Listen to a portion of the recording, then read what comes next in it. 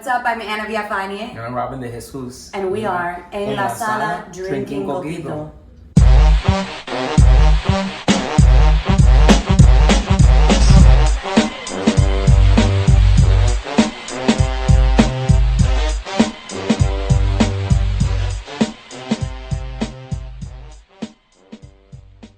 What's up?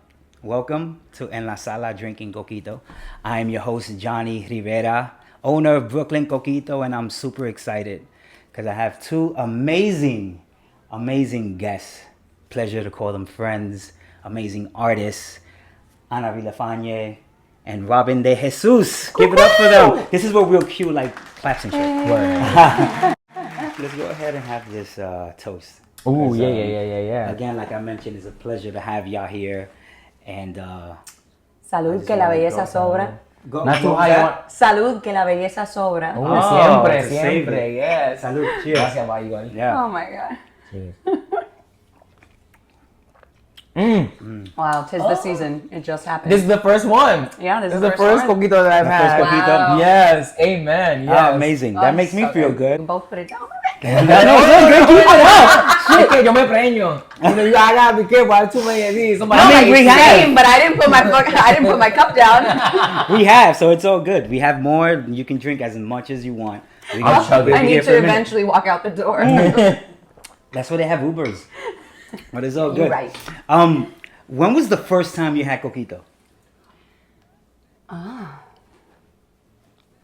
mean, so I'm Cuban, Yeah. Salvadoran and Cuban. So I grew up in a house with crema de vie, which is the Cuban version of Coquito. But I dated a lot of Puerto Ricans. And Yeah, you so did. Come on, HPV. Come on. Let me stop. I'm a drink. Yeah. You might have to start over to edit that. No, I loved it. Keep it. Anyway, but I feel like we all interchange these traditions. You know, I feel like Right. we interchange in our nuanced differences and in our similarities.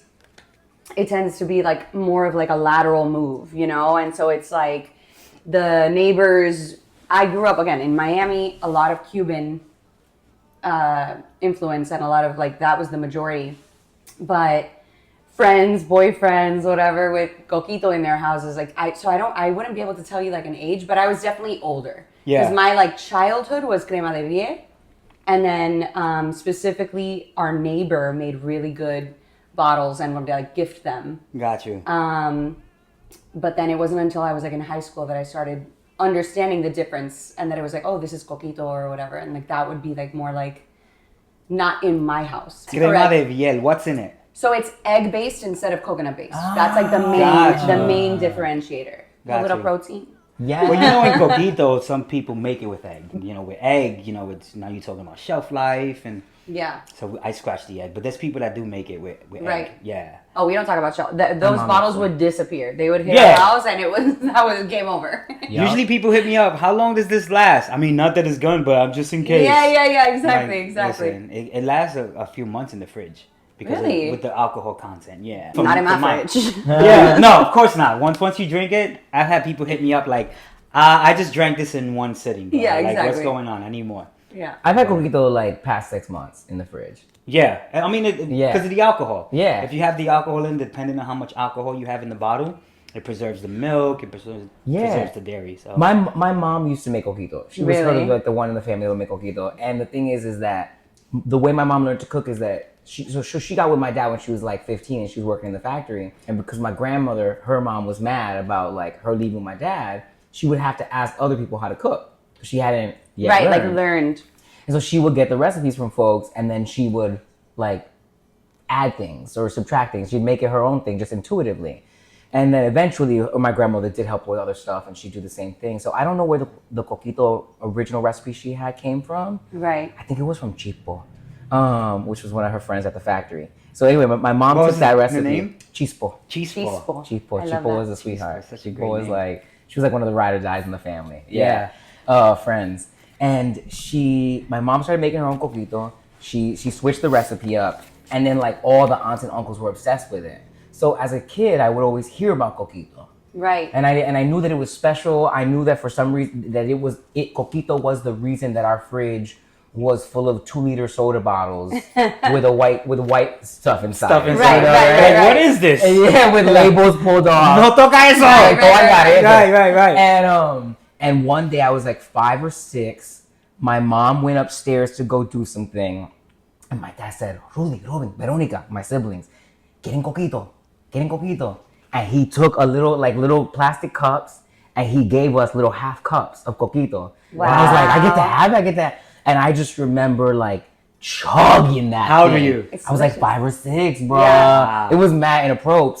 But let me tell you. No, but that's like a core memory, you know? Like, wow. It was the first time I had alcohol, I think. It was like, because there were a few more times as a kid. Yeah. But that was like the first time. And I remember just being like, ooh, the ancestors are going down my throat. I'm officially Puerto Rican. It's like, in Avatar when the hair connects to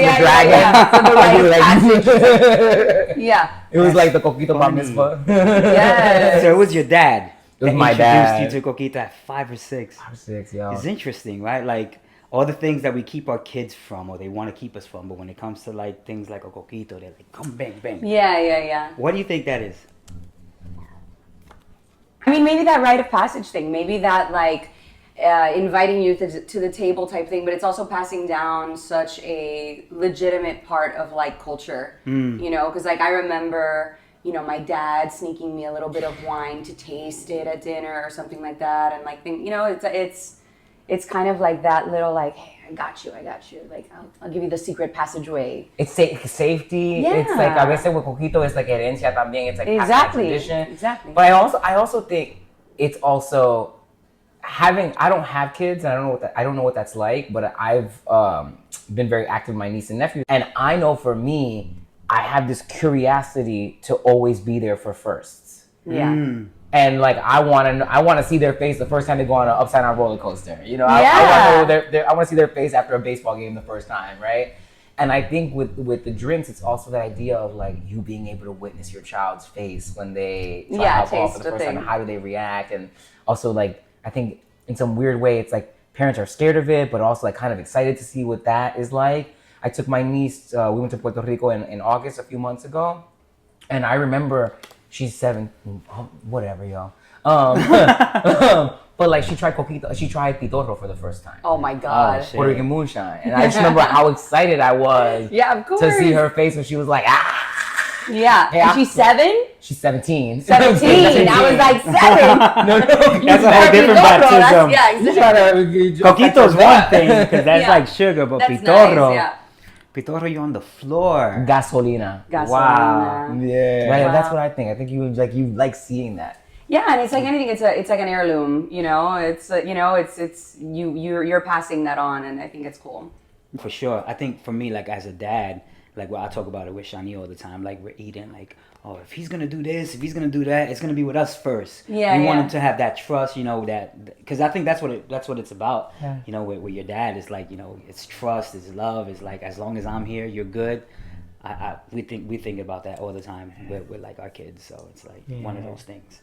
It's like I want to be there first, and you can trust me not to feel weirded out about. Yeah, or judged also. True. When it comes to, I think in terms of like the alcohol type thing, it's like, sneaking around, like that'll come later probably anyway. But like, that reality of like, no, this is like, to your point, a safe. Yeah, and I know you're gonna do it behind my back. So Yeah. can you please just do it out with me?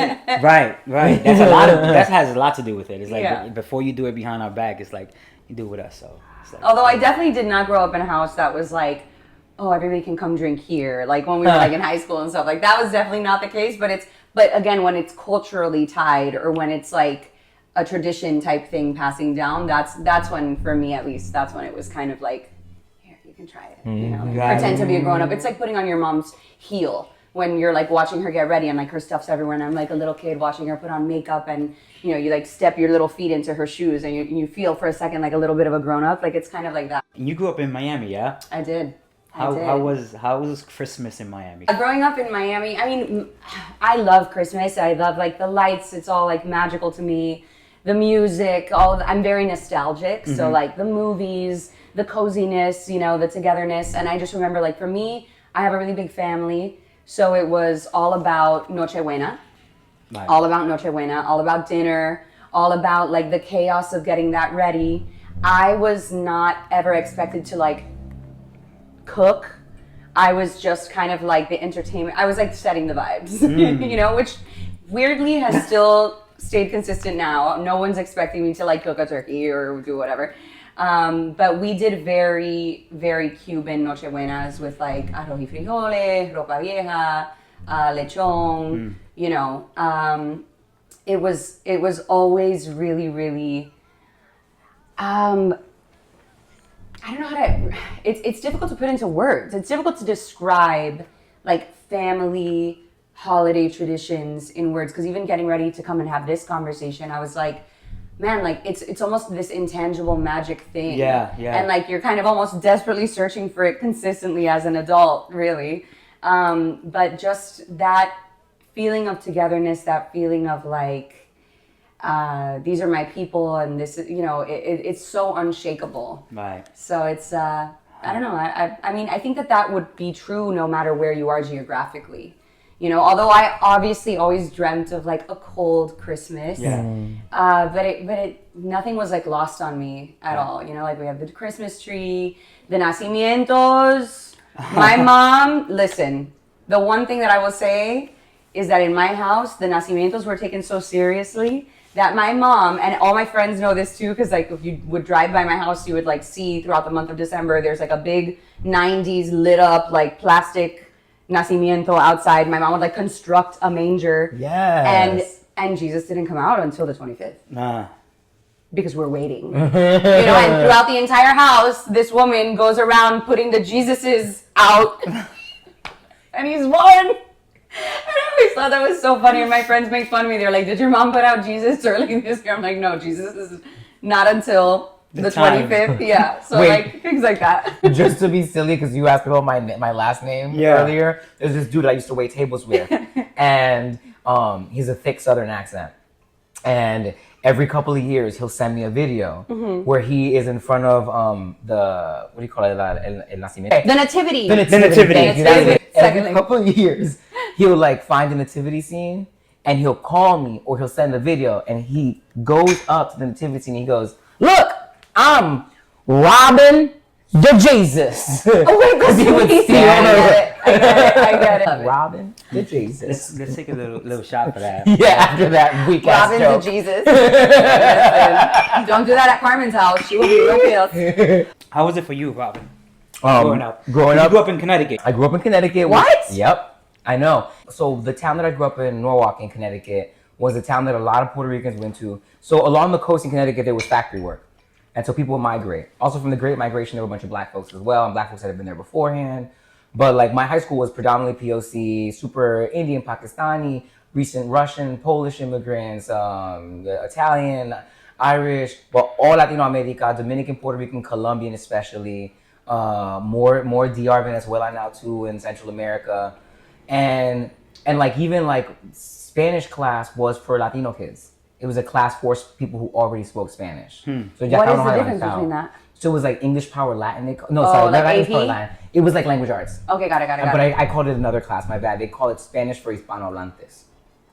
And so like we would speak Spanish, even just like chilling with friends and I, or in Spanglish, whatever. Anyway, all this to say that like it was that weird mixture of growing up in a super Latino community, but being in Connecticut, and like we did get to have the snowy winters, Right. the way.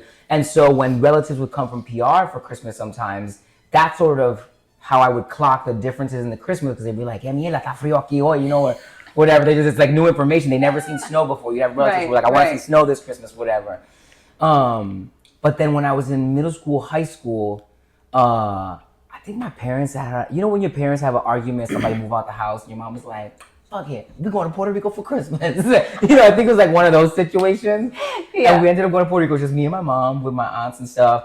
And that was the first time I experienced Christmas in the tropics. Wow. And it was really cool because even though there wasn't snow, like there was still the decorations, there was still like the full on commitment to decorating. Full out. Full out. Really full out. Really full out. But then Puerto Rico, also they don't play. they do not play. But then also the fact that like it really isn't about Christmas, Noche Buena more so. It's really about Los Reyes. Right. Right. So like, but the coolest thing about PR, and by that age, was that I had grown up parrandeando in Connecticut. Yeah. Parrandas in Connecticut, believe it or not, were huge. Really? I don't doubt that. Oh, we were parrandeando through Norwalk and Bridgeport and Stratford and Milford. I would be the 5-year-old at 6 a.m. coming home Work. from just being out all day doing corros. You know? And Yeah. drinking coquito. You see, that I The see. 5-year-old. That tracks. That tracks. But then what ended up happening was the factory started closing in Connecticut. And with that, Puerto Ricans started leaving. And with that, the traditions, it was harder to find. ¿Quién iba a tocar el cuatro? Right. Lo que sea. So when I went to Puerto Rico for the first time for Christmas, it was so amazing because I felt like I had already felt that the traditions were disappearing. Right. And so to go there and again, if it was 6 a.m. in Connecticut, it was going to be 7 or 8 in PR. Correct. Right. That's what I think Do you about. still have family in Connecticut? Your family's still out there? Yeah, so I got my family. My siblings are there. My parents are there. My nieces and nephews, and a few cousins. But over the years, they went back to PR. Kissimmee in Florida is like Oh, yeah. It's Puerto like Rico. Puerto Rico Yeah. part too. exactly, and Tennessee actually. I have family in Tennessee too. My mom was born in Puerto Ricans. Tennessee. Really? Yeah. And My get mom by was born in you know? Tennessee in Chattanooga. Okay. Yeah, because when my grandparents left Cuba, they, my grandfather is a doctor still, and that's where he had like a friend and was able to go do residency there, and so that's where my mom was born. Yeah. So talk about code switching. She'll be like, she will come at you with a full out Cuban accent, and then the next line is like, Francisco, will you pass the? And I'm like, what? It's the best. Like depending on where she's standing, you have no idea where she's from.